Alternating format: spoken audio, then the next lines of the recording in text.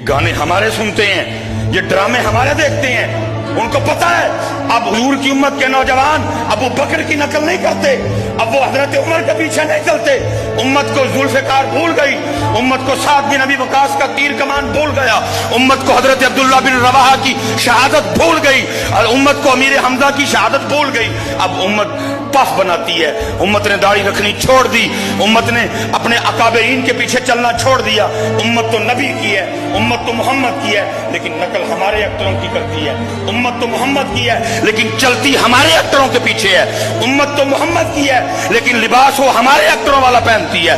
उम्मत तो मोहम्मद की है, लेकिन नकल वो हमारे एक्टरों की करते हैं। उम्मत तो मोहम्मद की है, लेकिन इनकी शादियों पर रवाज हमारे हैं। उम्मत तो मोहम्मद की है, लेकिन इनके घरों में माहौल हमारा है। उम्मत मोहम्मद की है, लेकिन मोहम्मद की उम्मत कुरान छोड़ चुकी है। अब वो यूट्यूब पे हमें देखते हैं, अब वो फेसबुक पे हमें देखते हैं, अब वो इंस्टाग्राम पे हमें देखते हैं, अब वो ट्विटर पे हमारे पीछे चलते हैं। तो फिर करो जो करो ना।